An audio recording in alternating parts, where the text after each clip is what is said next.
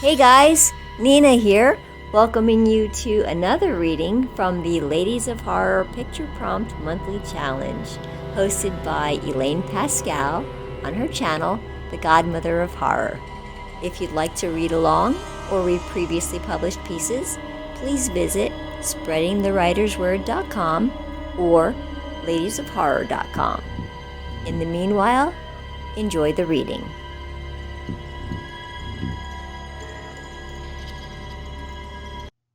Gus by Nina D'Arcangelo.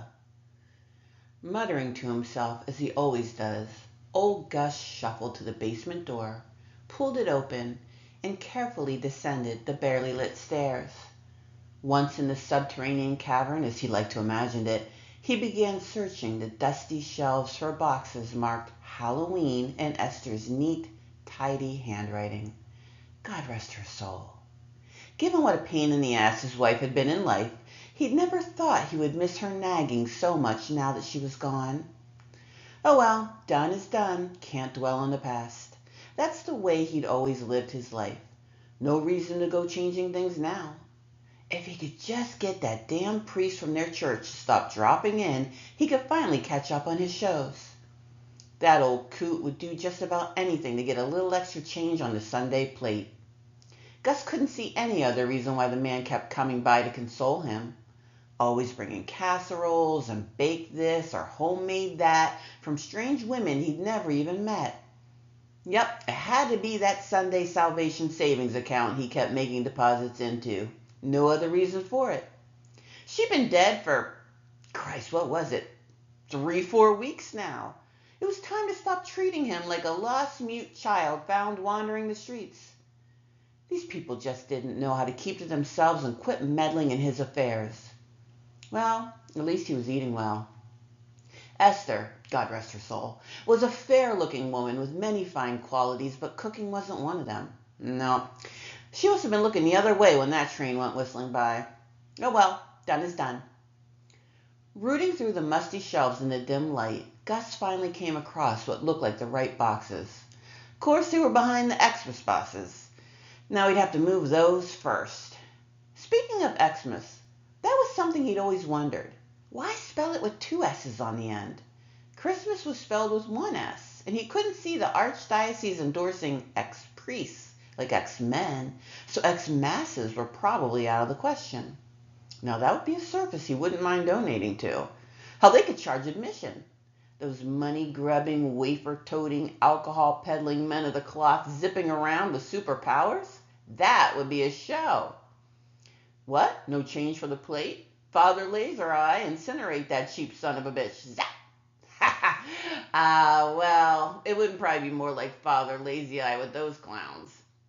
Anyway, speaking of clowns, if he didn't stop imagining the flying priest-capades in his head, he'd never get the lawn set up for tomorrow night.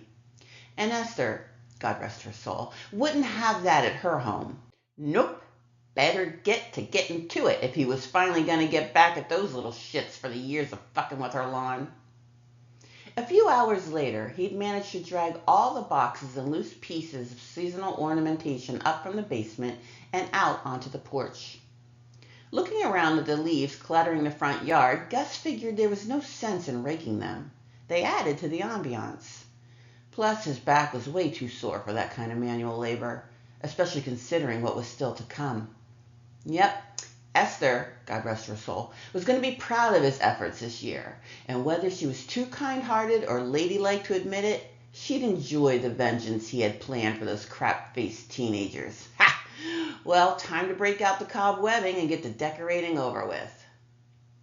Gus worked long into the night, waving to passers-by as they called out a hello, taking a break only to sit and eat the latest dish or whatever you call that stuff the priest brought by.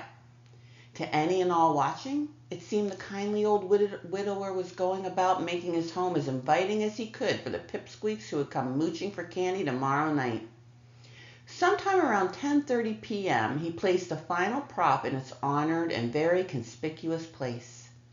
It was the most realistic, most expensive severed head he and Esther, God rest her soul, had collected. It was really a bit too pricey for them, but from the moment she saw it, there was no talking sense to her. She simply wouldn't leave the store without it. He'd spent the last several years sitting up awake on All Hallows Eve just to protect that one piece from the neighborhood vandals. "They're just kids having fun," Esther, God rest her soul, would always say. "Kids my ass," he always thought. Lighting his last cigarette before heading inside to wash up and sleep for a few hours, Gus wondered just how much fun they'd be having this year. After a few drags, he flicked the butt onto his neighbor's lawn, picked up the prized latex head, and trudged inside to catch a little shut-eye. At 2 a.m., his alarm clock sounded. After splashing cold water on his face and shaking off the Sandman, Gus got down to the real business of this year's decorating.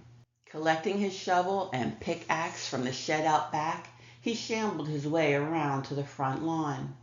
He might be an old geezer, but years of working in the mill had hardened him into something much different than most people thought.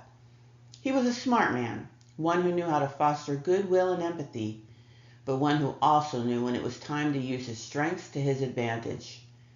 Making his way to the spot where the prized head would sit later that evening, he tossed down the shovel and began breaking up the dirt on his front lawn.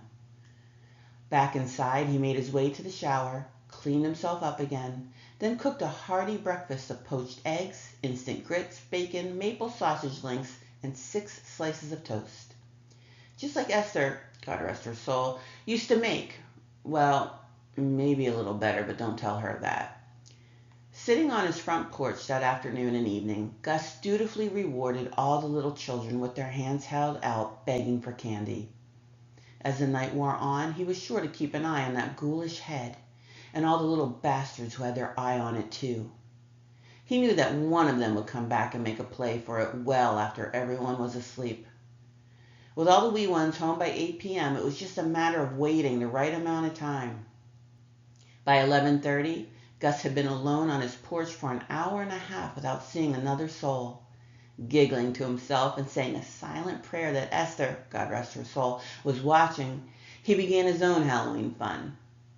Tucking the latex head inside the house, he slid the board covering the hole he'd made in the early hours of the morning out of the way and tossed it under the porch, hiding the evidence of his deceit among the other debris stored there. Sitting down on the lawn, Gus dangled his legs over the opening for just a moment before he shimmied his way into the ground. Having left one arm free, he scooped the loose dirt and leaves that had concealed the board onto his broad shoulders, then worked his arm into the hole as well. Buried up to his neck, Gus stood in the tight confines of the vertical grave he dug earlier and waited. It didn't take long. Judging it to be about midnight, he heard a rustling sound and the drunken whispers of the aforementioned idiots approaching. Holding dead still, eyes closed, he waited and listened. "Damn, man, it looks so real." "Of course it looks real, dickhead. That's why it's such a great grab for this year's scavenger hunt. Plus, that pain in the ass isn't sitting on the porch guarding it like he usually is. Show some respect, man. That dude just lost his wife. My dad comes by here with food and shit from the church cronies like every night." "Yeah, I'm sure he does it out of respect. He's just hoping the old fuck leaves his money to the parish." "Whatever, asshole. Just grab it so we can get the hell out of here before someone sees us." The sound of footsteps grew closer as the leaves crunched in his ears. Gus felt the warmth of the little bastard's hands nearly touching him. "You sure the coast is clear?" "Yeah, man, just hurry the fuck up and grab it." Sensing the impending hands about to close around his head, Gus's eyes shot open as quickly as his jaw. He'd taken the time to file his teeth to razor-sharp points while he'd waited inside. In one fluid motion, he turned and snapped his mouth closed on the arm of the fuckwad trying to steal his head. His teeth sliced clean through the connective muscle and sinew at the boy's elbow. As soon as the kid yanked backward, his forearm detached with a sickening squelch. They all started to scream like the little pissants they were. Blood spurted everywhere, making Gus's head really look like the latex gem. As the teens ran, screaming for their lives, Gus spit the arm out toward the bushes. Cackling with maniacal laughter, shreds of fabric and gristle still clinging to his teeth, Gus shouted. See, Esther? God rest your ever-loving soul. I found the perfect prop to finish our Halloween display.